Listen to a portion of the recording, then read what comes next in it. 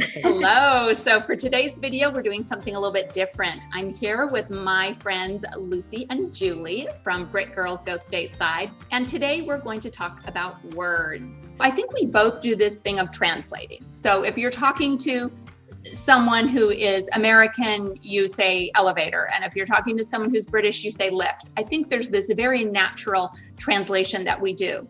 But what was fascinating to me is what British terms have I incorporated into my American language because I like them so much. This is the first video where I'm going to talk about British words that I've incorporated into my everyday language, even here in the States. And then they are going to do the response video. So to be sure to check the description because we'll have links to the other videos so that you can check out their channel and of course subscribe to both channels because you don't want to miss any of the fun. First word is the word queue. And I think this is a funny one because when I was little, I remember learning this as this British word that people use for standing in line. But nowadays, I think the younger generation in the US uses the word queue because of computers. I think we're used to the word queue. What do you guys think? That's a really good point. You know, I honestly hadn't thought of that, but yeah, it is creeping into the American language, isn't it? Word number 2 is rubbish. And this is definitely a British word, but I use it all the time. And I think sometimes my American friends probably laugh at me, but I'm like, you know, I'm talking about garbage. You know, I'm talking about trash. Don't make me translate it. Rubbish in the UK, it can be said playfully. Like you can say, oh, you're really rubbish. And it's not really offensive. It's kind of jovial and cheeky and playful. Yeah. So it's a fun word and it's a word that we say all the time. Yeah. Right. And I think that actually is how I use it most often. Not to refer to trash in a trash can, but to say, I'm rubbish at history, which I am, by the way, rubbish at history. So that's when I find myself using it all the time. I love this word. And this is literally the first term that I remember learning when I went to England after my husband and I got married and we went over there the first time as newlyweds and I was around my mother-in-law a lot. I noticed she used the word sorted a lot.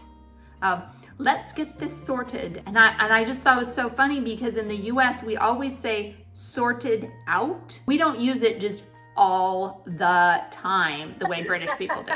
Here's another good one, and that's donkey's years. I haven't seen him in donkey's years.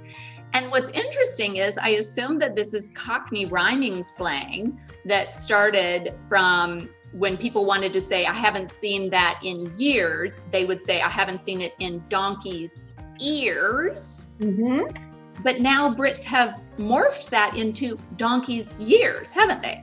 Yes, that is absolutely correct. Well said. Yes. Initially it was donkey's ears and it's kind of changed. And then of course you shorten it, right? So you say, I haven't seen him in donkeys. The next phrase is tick boxes. I actually learned this one by watching home shows like Escape to the Country, where where they say what their criteria are.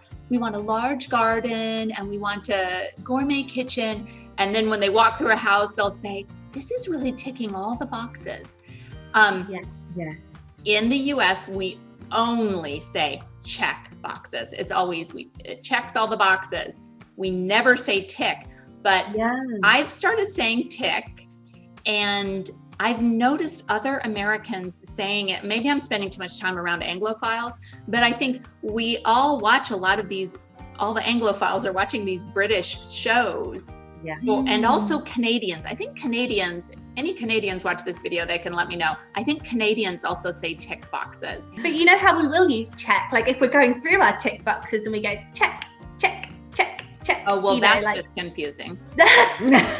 And then straight away. I find myself saying straight away quite often, and that's not really an Americanism. I was surprised you said straight away just now because I just didn't think of it as a term, because it just seems natural to say, oh, I'll do that straight away. But thinking about it now, I don't recall Americans saying it. It's funny, isn't it? And it's not that either of those words are words we don't know what they mean. It's just that the phrase together used in that context of, I'll get on that straight away.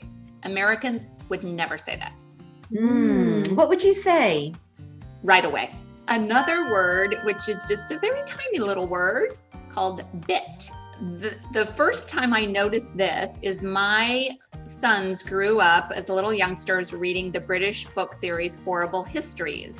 And I love the subtitle to the Horrible Histories series. It says, History with the Nasty Bits Left In. Yeah. And I just thought that was so funny because it's a way that they're trying to get young school children to be interested in history by telling them the gross things or the nasty things. And it's really not, vulgar or R-rated. It's just very playful and their way of making history really, really interesting in hopes that, 10 and 11-year-olds want to learn about history. So I thought that was very charming. And I've found myself saying that. And I even have a couple videos on my channel, which I call random funny British bits.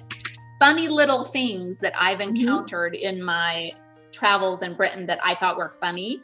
I love it. I love this word. And I didn't realize how much I loved it until I moved away. And, people don't use it so much anymore. I think it's so cute. I love phrases like bits and pieces. I'm doing a few bits and pieces today, or I've got a few bits and bobs to do. The word chuffed. This is one that you do have to explain. Americans have never heard it before. If they're good at detecting things from context clues, they should be able to figure it out. But a perfect example of this is the video that we just released of our walk through Watersmeet in North Devon. And I did definitely say more than once, I was well and truly chuffed when I saw how beautiful the drone photography was that Ian captured that day that we were in Watersmeet. And I just love the way it means pleased, but in a superlative way. Yes, absolutely. And if you're absolutely fantastically pleased, you would then say, I'm absolutely chuffed to bits that came out so well. Yes. Yeah. Chuffed to bits is probably the most British thing you can say. It's a way for me to work in the bit word and the chuffed word. Absolutely. It's a win-win for you. The next one is also words that we know and understand, but we just never say them. And that is bear with me, or the abbreviation bear with. And of course, Anglophiles who have watched the fabulous TV show Miranda, that I cannot recommend that series highly enough, they'll know one character is famous for scrolling through her cell phone and saying, bear with.